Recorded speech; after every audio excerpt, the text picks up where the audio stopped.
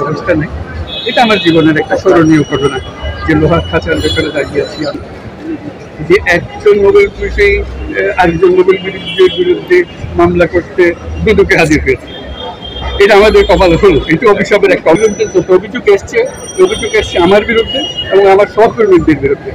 তারা অভিশাপের একটা অংশ, সেই অভিশাপ তাদের উপরে পড়েছে, কারণ আমার পরিবারকে আক্রমণ করেছে। এটা আমার কাছে মোটেই গ্রহণযোগ্য নয়। আমি বসে বসে চিন্তা করছিলাম, সেখানে প্রথম মহাকাব্যে দেবদেবী থাকে, তারা অভিশাপ দেয় এবং যাদের উপর অভিশাপ দেয় তারা অভিশপ্ত জীবন যাপন। আমিও মনে হয় এরকম বড় মহাকাব্যের অংশ হয়ে গেছি। কোনো দেবদেবী আমার উপর অসন্তুষ্ট হয়েছে, আমার উপর অভিশাপ করেছে। এই অভিশাপের কারণে আমরা এখানে আজকে চিহ্নিত দিতে দিই। তো সেখানে আজকে এই অভিশপ্ত জীবনের ভেতরেও একটা শীর্ষ বিন্দু আছে। আজকে এরকম একটা শীর্ষবিন্দুকে প্রস্থান করে এই প্রথম লোহার খাঁচায় কাঠ গড়াতে দাঁড়াতে হবে। এটা একটা দেখার মতো দৃশ্য। আমি তো আশা করছিলাম তো ছবি তুলবে, ছবি তোলার ব্যবস্থা নেই। এটা আমার জীবনের একটা স্মরণীয় ঘটনা যে লোহার খাঁচার ব্যাপারে দাঁড়িয়েছি আদালতের কাজ। এই অভিশপ্ত জীবনের একটা অংশ, সেটা উল্লেখ করলাম। এবং এর একটা হলো যে আমরা নোবেল পুরস্কারের কথা সবাই জানি, সবাই বুঝি।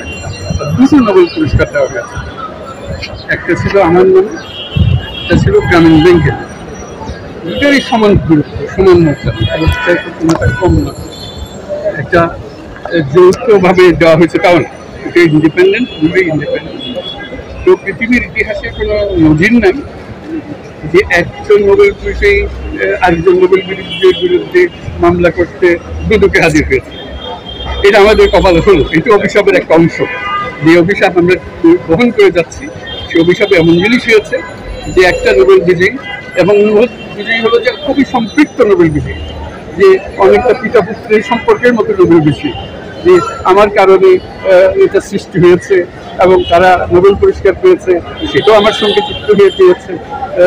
এখন এটারই একটা অংশ যে নোবেল পুরস্কার পেয়েছে দুজনের মধ্যে আমাদের মধ্যে একটা এমনভাবে নিয়ে আসলো, খুব কঠিন ভাষায়, খুব রূঢ় ভাষায় আক্রমণ করে। অভিযোগ থাকতে পারে, খুব রূঢ় ভাষায় আক্রমণ করে অভিযোগগুলো করা, যে অভিযোগের কোনো ভিত্তি নেই, সেটার ব্যাপারে আমরা আপনাদেরকে সবাইকে জানিয়েছি ঘটনা কী ঘটেছে। এটা ঘটনার মধ্যে কোনো সত্যতা নাই। যে জিনিস দিয়েছিল সেটার জন্য আমাকে অভিযুক্ত করা হচ্ছে, অনেক টাকা মেরে দিয়েছি ইত্যাদি।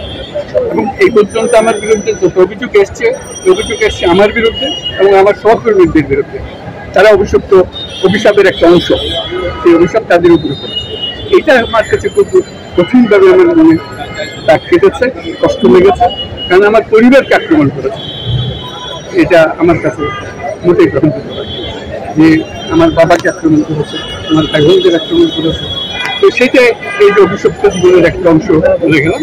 আর বাকি অংশ আজকের যেটা হলো, সেটা আমাদের আইনজ্ঞ মহোদয় আছেন, তিনি ব্যাখ্যা করবেন এই বিষয়টা কী ছিল, কেন আমাদের এই অভিশাপ বহন করতে হচ্ছে, সেটা আপনারা জানুন এবং সে ব্যাপারে আপনারা দেখুন। আমরা শুধু জানা না, বিষয়টা নিয়ে লিখুন, এটা সত্যতা কী, এটা গুরুত্ব কী, এটা ভূমিকাটা কী। এটা শুধু রিপোর্টিং করতে শুধু শুনলাম লিখলাম তা না, ব্যাখ্যা গভীরে যাওয়া, এটা সম্বন্ধে সবাইকে জানান দেওয়া, সেটা একটা অংশ। আপনাদের সবার সহযোগিতা কামনা করি। আপনাদের সবাই আমার জন্য দোয়া রাখি। ধন্যবাদ। স্যার, আমি একটু লাইভে ঢুকবো। আমরা একটা বিষয় স্যার, এই যে আজকে কি হলো, আজ আপনার এটা উনি বলবেন। স্যার, আমরা একটা বিষয় জানতে চাচ্ছিলাম, আপনি দেখছেন যে অভিশপ্ত জীবন, আর অভিশপ্ত জীবনের আজকে একটা প্রথম দিন। আপনি প্রথম দিন না, লোহার খাঁচা প্রথম দিন। স্যার, আমাকে গ্রামীণ ব্যাংক থেকে বের করে দেওয়া হচ্ছে, এটা অভিশপ্ত জীবনের একটা অংশ।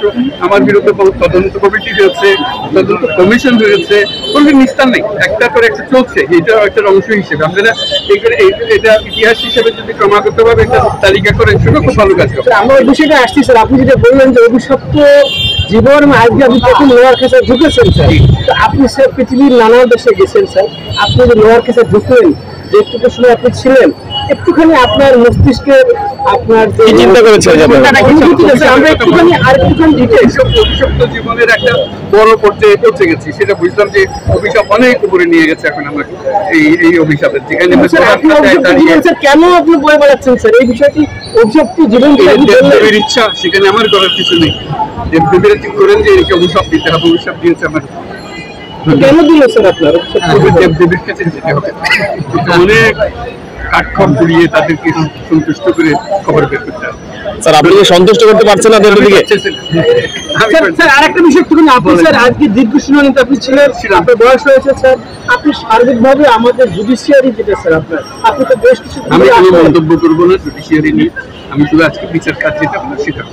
স্যার আপনি এই যে আদালতে বিভিন্ন সময় দৌড়াচ্ছেন, সপ্তাহখানেক আগেও শ্রম ট্রাইব্যুনালে আপনি বলেছেন যে আদালতের এই সমস্তের কারণে দেশের ইমেজ সংকট হচ্ছে, সারা বিশ্ব দেখছে।